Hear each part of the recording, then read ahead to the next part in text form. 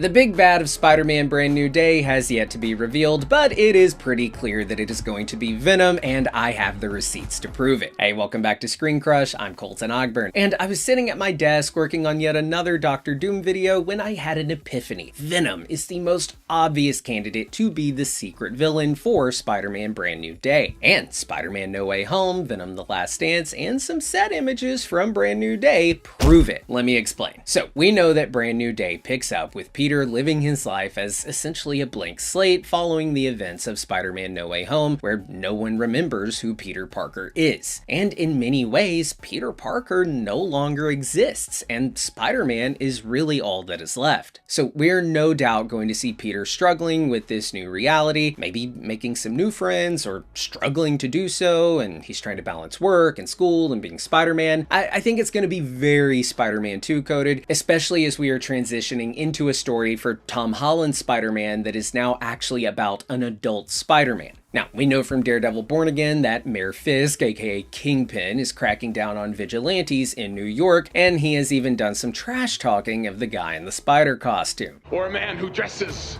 in a spider outfit. We also know that the Daredevil Born Again team, who's working on season 2 of that show, is in communication with the team that is making Spider-Man Brand New Day, so we can expect to see some crossover there. Now, Spider-Man will no doubt be affected by this new crackdown, and we are going to be seeing him cross paths with Frank Castle's Punisher, who is also on a warpath against Fisk. Now, while we are likely to see a brief conflict between Spider-Man and the Punisher and their dueling philosophies, they will eventually join forces to take on whoever the villain of this film ultimately is. The Hulk. No, I don't think it's going to be Hulk, but yes, Hulk is in the movie. I just think that the Hulk of it all will likely be resolved in the first act of the film, leaving room for the Black Suit story and Venom. Let me explain. My assumption on Hulk's role in the film is that Bruce Banner, who has tamed his inner beast, will be exploited in some way by Fisk, which will cause the Rage Hulk to return and tear up the city, and in turn that will help Fisk in the polls as he argues that vigilantes and superpowered people are dangerous. So while I do think that we are totally going to see Spider-Man have to fight the Hulk, I don't know that Hulk will have a huge role in the film or serve as like the main villain of the film. In fact, really, I think this is just a few things. One, they want to be able to market, hey, Hulk is in a Spider-Man movie, and if he's just in the first act, they can probably really show a lot of Hulk stuff in the trailers, which, yes, that'll get people excited. We've never seen Hulk and Spider-Man interact on the big screen. But also, with them not being able to make Hulk movies, and with them having always told Hulk's story in the MCU through other films, this could serve as a good chance to tell a piece of that story and how the Rage Hulk will finally return, and how he will come back into play in future films such as Avengers, Doomsday, and Secret Wars. And guys, if Rage Hulk comes back after having essentially been suppressed out of existence by Bruce Banner, he is going to be pissed. So in Brand New Day, we may see Spider-Man and Punisher team up, and they may be able to beat the Hulk, albeit temporarily, and then we could see a scene like pulled directly from the comics where we see Hulk launched into space as he is too dangerous to be kept on Earth. In the comics, it was the Illuminati who does that, but in the movie, it could be maybe Mayor Fisk and like the White House who work together to make that happen, and we may even see them ship off his son and She-Hulk as well. And that could set the stage for a really cool World War Hulk movie told in like the next phase of the MCU. And you know, Spider-Man is a rare character that can appeal to so many generations because everyone has their own version of Spider-Man. I grew up with Toby, others grew up with Andrew, Tom, or even Miles, so the character, it has this unique ability to tell new stories that also feel nostalgic. And nostalgia is a potent, comforting thing, especially when you connect memories to different scents. Like one of my favorite childhood memories was going to my grandma's house that always smelled like old treated wood and a stone fireplace. And the other day, I found a fragrance that smells exactly like that. It's called Jet Black Platinum by Michael Malul, and it is made with ingredients like lavender, toffee, and vanilla. And I got it from Scentbird, a fragrance subscription service that lets me try out a variety of scents without the full commitment. Now, we've been talking about Scentbird on this channel for years because we love this product. Instead of committing to a full-size bottle of expensive cologne, each month I get a generous 8ml vial which lasts 30 days, perfect for about 120 sprays. I can choose from more than than 900 authentic designer and niche fragrances. So I already mentioned the Jet Black Platinum, but my other new favorite is Santalwood by Oak Essentials with ingredients like papyrus and white birch. It reminds me so much of the woods behind my house where I grew up, and every time I wear it, I feel like I'm closer to home. Now, I never really wore cologne before, and now it's just like a crucial part of my daily routine and who I am. With Scentbird, I can tailor the cologne to my personality and how I'm feeling that particular day. So I highly recommend giving Scentbird a try, and you can get 55% off your first month with promo code SCRUSH55OFF, or scan the QR code on screen. You'll get to try the first fragrance from Scentbird for only $8.97, and your next month will be only $17.95. That's promo code SCRUSH55OFF for 55% off your first month. Now, back to what I was saying. So enough about Hulk. I know that was a lot of Hulk for a Venom video, but Hulk's entire character, it really is a study of the teetering between your rageful side and your sympathetic side. Punisher is a character that explores those themes as well, and that is why the Punisher and the Hulk are both great auxiliary characters for this film, because Peter is about to find himself in the same predicament, especially when he is faced with the temptations of the black suit. Now, the two villains that we know for a fact are in this movie are Scorpion and Tombstone. Mac Gargan Scorpion being played by Nacho Varga himself, who played him in Spider-Man Homecoming, and who we know has a thirst for blood when it comes to the spider. I've got some boys on the outside who would love to meet him. You know, take a picture, slice his throat, put his head in a dryer. As for Tombstone, he is actually being played in live action by the same guy that voices him in the animated Spider-Verse films. Now, I think these two are going to be working for Mayor Fisk as a part of his metahuman task force of villains that take down vigilantes, the same task force that these crooked cops tried to recruit Punisher to in Born Again. It'd be an honor to serve with you, Frank. You're a bunch of clowns, you know that? Now, we've seen Scorpion and Tombstone both work for Kingpin in the Spider-Verse films, and there's comic precedent for this as well. I also think that it's likely that J. Jonah Jameson of the Daily Bugle InfoWars-style show of the MCU, who, keep in mind, is a huge critic of superheroes and especially Spider-Man, I think that he will be in the pocket of Fisk and likely be serving as like the media arm of the Fisk administration, delivering fake news and pro-Fisk propaganda to try and convince the masses that Fisk is doing a good job. Now, in the comics, it was Jameson who hired Mac Gargan and gave him the Scorpion suit to take on Spider-Man, and I think it could be Jameson who convinces Fisk that Mac Gargan is the guy they need on the task force, and we could then see Fisk pardon Gargan and get him out of prison. But instead of being gifted with a mechanized Scorpion suit, we will learn that Jameson, the conspiracy theorist, will actually have gotten his hands on an alien weapon from Mexico that he bought online. This alien specimen will be the same piece of Venom symbiote left behind in the MCU in the post-credit scene of Spider-Man No Way Home. Hey, remind me what happened there again? Sure. So Venom Let There Be Carnage, it came out right in the midst of the big marketing push for the upcoming Spider-Man No Way Home. And in the post-credit scene for Venom Let There Be Carnage, we learn that Venom is part of a multiversal hive mind of symbiotes, making him aware of Peter Parker and Spider-Man because other Venoms know Spider-Man. And this made Eddie and Venom subject to being pulled into the MCU as a result of Doctor Strange's spell to make people forget that Peter is Spider-Man. Now, the post-credit scene, it's awesome. We see Eddie and Venom get transported into the MCU, and on the TV, they see Spider-Man.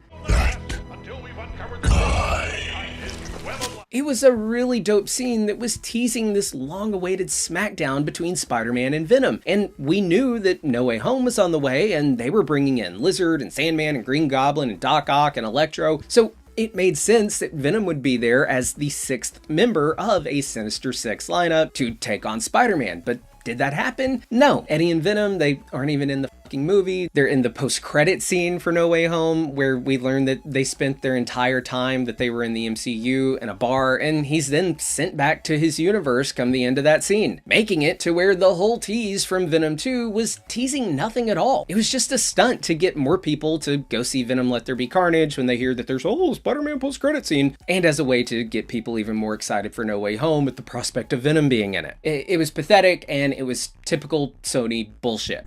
Has to do with Spider-Man, I think. And then, to add insult to injury, they retcon the whole thing in Venom: The Last Dance. But who cares? Venom: The Last Dance is not canon to the MCU, so they can just ignore that and focus on what was actually teased in the No Way Home post-credit scene, that being a piece of Venom was left behind in the MCU. And while I love what Tom Hardy did with Venom, and they gave us this funny, loving anti-hero Venom, in order to do the black suit story justice, this left behind piece of Venom is going to have to be a meaner, more villainous offspring of the symbiote. So here's the theory. What if we see Mayor Fisk assemble his villainous task force with heavy hitters like Tombstone and Mac Gargan, and Fisk ally, fellow Spider-Man hater J. Jonah Jameson will share with Gargan the alien goo that he got his hands on through some sketchy channels, and then Gargan will bond with the symbiote, and Gargan's influence on the form his symbiote will take will be inspired by his own fondness for scorpions. I mean, dude even has a scorpion tattoo, and the same way that Carnage is able to create axes and swords and has those tentacles coming out of his back, we will see Gargan's Venom have a scorpion tail just like in the comics. And guys, I'm not just pulling this out of my you-know-where. Scorpion actor Michael Mando has been sharing a lot of social media posts with images from the comics of Venom and Scorpion. So it's totally happening, and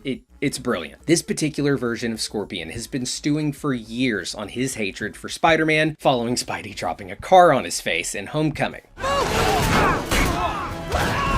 And his hatred and revenge that he seeks on Spider-Man perfectly parallels the story and the themes of the Black Suit story. So we'll see Frank Castle Punisher there teaching Peter about how he's dealt with grief and feelings of revenge. We'll see the Hulk wanting revenge on Banner, and maybe even setting up his revenge on Earth in future installments. And we're gonna have Gargan, who is being influenced by the symbiote, seeking revenge on Spider-Man. And that will all lay the groundwork throughout the film for when Peter ultimately takes on the Black Suit. And hey guys, while I have you, I want to remind you to check out our merch store, ScreenCrushMerch.com, where we have lots of fun Marvel-inspired parody shirts. We've got the Bully Maguire, the Denim Venom, Nelson and Murdoch, and the Law and Order font. We've got Return of the King, and many more. Shopping our merch store, it's the best way to support the channel. Thank you so much for your support. Okay, so Peter, he's going to learn a lot from the Punisher. He's going to learn a lot from Hulk and Banner. He's going to learn a lot from his encounter with Scorpion. And then, once he does beat Scorpion, he will contain the Venom suit. He'll put it like in some kind of vial, and he'll keep it stored away like somewhat safe in his apartment